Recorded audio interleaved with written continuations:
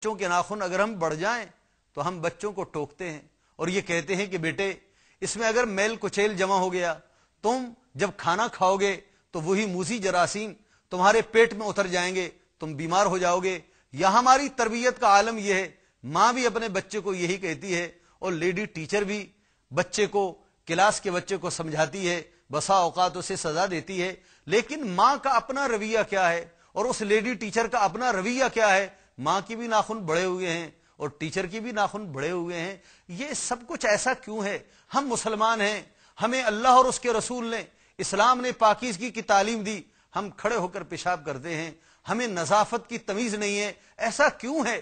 رسول اللہ صلی اللہ علیہ وسلم نے سچ فرمایا، تم یہود و نصارہ کی ضرور تقلید کرو گے۔ یہ ہمیں یہود و نصارہ سے ورثے میں یہ چیزیں ملی ہیں، کھڑے ہو کر ہم نے انہیں کھاتے دیکھا تو ہم اسے فخریہ طور پر اپناتے ہیں۔ ناخن انہوں نے بڑھائے، ہم نے بڑھانا شروع کر دیے۔ جو ان کے چائے پینے کا انداز ہے وہ انداز ہم نے اپنا لیا۔ حضور اکرم سید عالم صلی اللہ علیہ وسلم نے سچ فرمایا، اے امت محمدیہ، تم ضرور یہود و نصارہ کی پیروی کرو گے۔ اگر انہوں نے کسی بل میں گھسنے کی کوشش کی، یعنی نامعقول بات کی کوشش کی، تو تم بھی وہ نامعقول بات کیے بغیر رہ نہیں سکو گے۔ حضرات محترم، یوں تو بہت سی پیش گوئیاں ہیں، ہزاروں اور لاکھوں کی تعداد میں ہیں جنہیں پیش کیا جا سکتا ہے۔ رسول اللہ صلی اللہ تعالی علیہ وسلم نے زمانے کے فتنوں کو، قیامت تک آنے والے فتنوں کو میرے محبوب نے یوں بتایا اور اس انداز میں بتایا، خدا کی قسم معلوم یہ ہوتا تھا کہ حضور کی نگاہوں میں قیامت تک کا زمانہ اور اس کے فتنے ہیں، اور رسول اللہ صلی اللہ علیہ وسلم ان فتنوں کو دیکھ رہے ہیں اور اپنی امت کو اس کی خبر دے رہے ہیں۔ چنانچہ حضرت حذیفہ بن یمان رضی اللہ تعالیٰ عنہ فرماتے ہیں، رسول اللہ صلی اللہ علیہ وسلم مدینہ طیبہ کی کسی بلند جگہ پر کھڑے ہوئے اور رسول اللہ صلی اللہ علیہ وسلم نے فرمایا، لوگو میں تمہارے گھروں میں گرتے ہوئے فتنوں کو یوں دیکھ رہا ہوں جیسے بارش کے قطرے گرا کرتے ہیں۔ حضور اکرم سید عالم صلی اللہ تعالی علیہ وسلم کے بارے میں حضرت حذیفہ بن یمان فرماتے ہیں، قیامت تک آنے والا کوئی ایسا فتنہ نہیں جس کے بارے میں حضور نے ہمیں اطلاع نہ دی ہو، اور اس فتنے کا کوئی ایسا سرغنہ نہیں جس کا رسول اللہ صلی اللہ علیہ وسلم نے اس کا نام، اس کے باپ کا نام اور اس کے قبیلے کا نام نہ بتایا ہو۔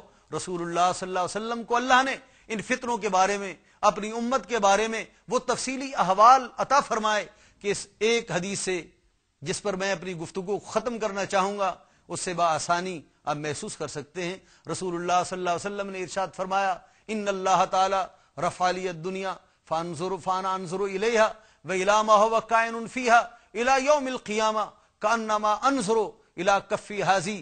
اللہ رب العالمین نے میرے لیے زمین کو اٹھا رکھا، میں زمین کے اندر، اس زمانے کے اندر، کائنات کے اندر قیامت تک برپا ہونے والے فتنوں کو ملاحظہ کر رہا ہوں جیسے میں اپنے ہاتھ کی ہتھیلی کو دیکھ رہا ہوں۔ میں آخر میں رسول اللہ صلی اللہ علیہ وسلم کی ایسی غیبی خبر کا کیوں نہ ذکر کروں جو فتنہ انکار حدیث کے بارے میں آقا دو جہاں صلی اللہ علیہ وسلم کی زبان مبارک سے ظاہر ہوئی۔ حضرت سیدنا مقدام ابن مادی کرب فرماتے ہیں، حضور اکرم صلی اللہ علیہ وسلم فرماتے ہیں، الا انی اوتیت القرآن و مثلہ ما، لوگوں مجھے قرآن بھی دیا گیا اور قرآن کی مثل اللہ نے مجھے اور وحی بھی عطا فرمائی۔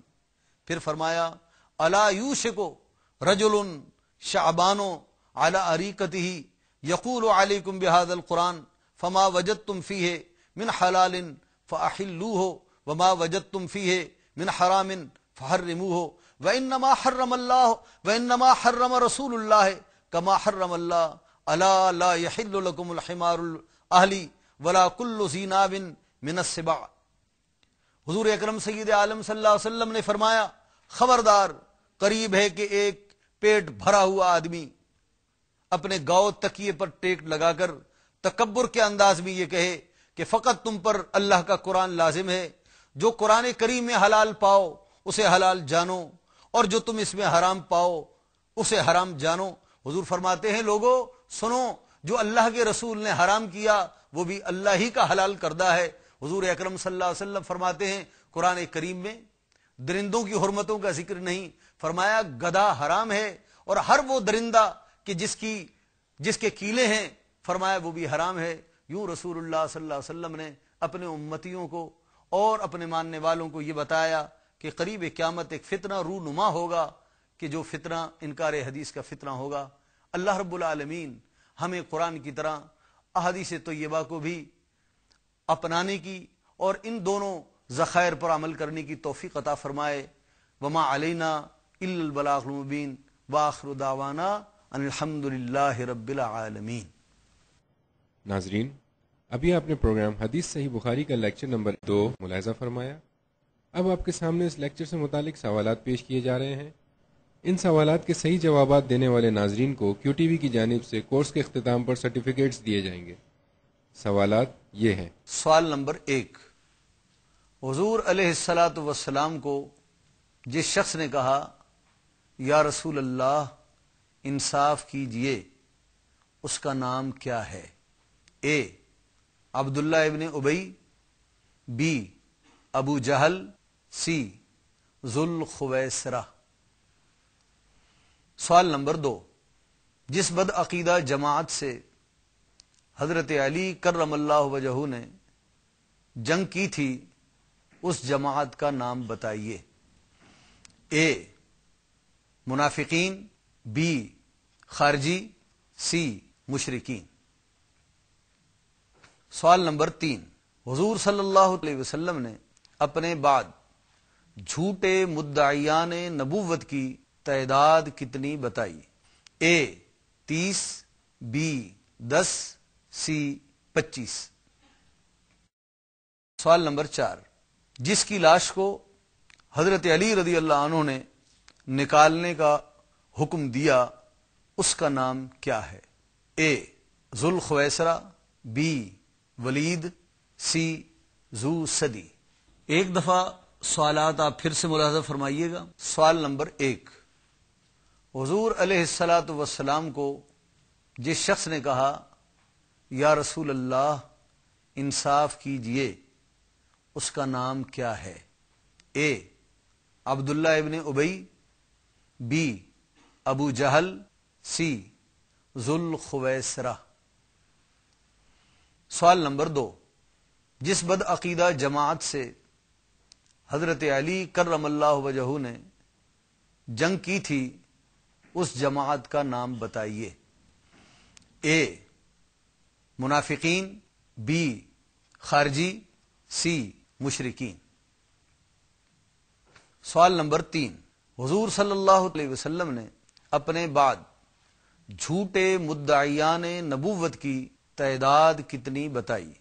اے 30، بی 10، سی 25۔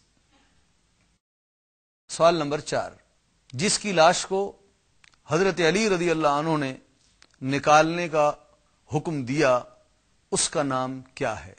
اے ذوالخویسرہ، بی ولید، سی ذو سدی۔ اپنے جوابات اس پتے پر ارسال کریں۔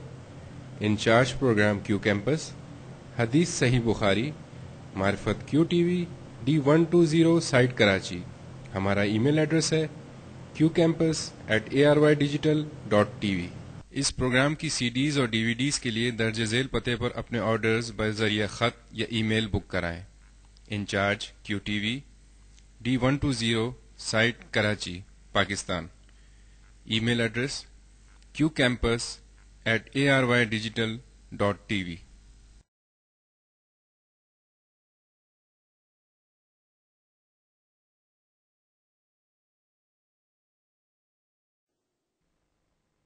یا صاحب الجمال و یا سید البشر،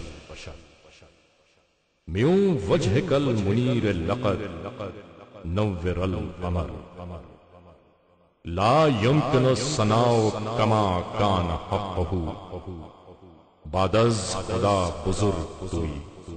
قصہ مختصر، خلق سے اولیاء